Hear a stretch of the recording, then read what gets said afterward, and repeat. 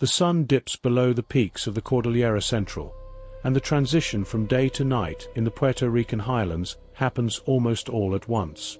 Up here, away from the coastal resorts and neon-lit avenues of San Juan, the mountains rise like sleeping giants covered in emerald velvet.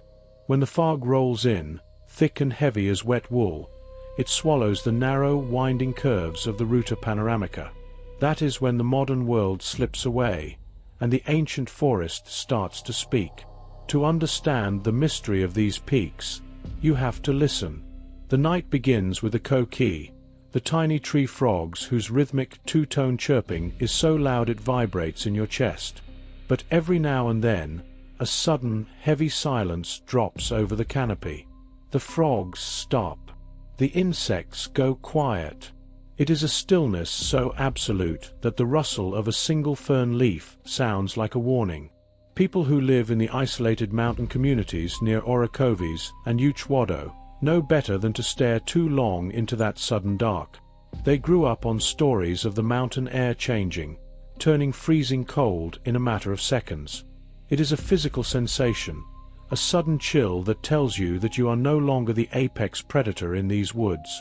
Long before anyone spoke of chupacabras or flying anomalies, the Taino people looked up at the jagged silhouette of El Yunque and saw the throne of Yuquiu, the spirit of life and protection. They believed the constant crown of clouds hiding the peak was the god's white cloak. But just across the valley, on the darker, storm-battered peaks, lived Jurican. When the sky turned black and the wind screamed through the passes, ripping ancient trees from the clay, the Taino knew it was the clash of these two giants. Even today, hikers who wander off the marked trails in El Yunque speak of a strange, disorienting pull. The compasses spin. The thick canopy blocks the sun so completely that direction loses all meaning.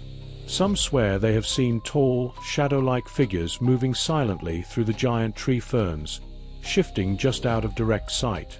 When you turn to look, there is only the wet sheen of elephant ear leaves and the drip of condensation. As the decades rolled on, the ancient spirits of the forest seemed to morph into something more industrial and modern, though no less terrifying. In the mid-90s, the quiet mountain towns became the epicenter of a panic that felt like a fever dream. Sheep and goats were found in the morning mist, completely pale, drained of blood through clean, small punctures. The stories from those nights are told in hushed tones over cups of strong black coffee. Mountain farmers didn't describe wild dogs or stray coyotes. They spoke of something that hopped like a kangaroo, possessed eyes that glowed like hot coals, and possessed a terrible, sulphurous stench. The creature seemed to navigate the sheer, vertical cliffs with an impossible, eerie grace, vanishing into the deep limestone caves that riddle the island's interior before the sun could touch the peaks.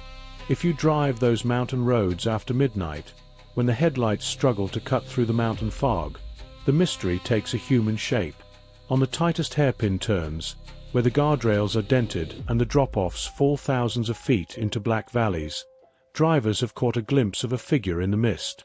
A young woman, standing perfectly still by the roadside. Those brave or foolish enough to slow down say she climbs into the vehicle without a word, her clothes smelling of wet earth and wild ginger. She never speaks, only looks out the window at the abyss.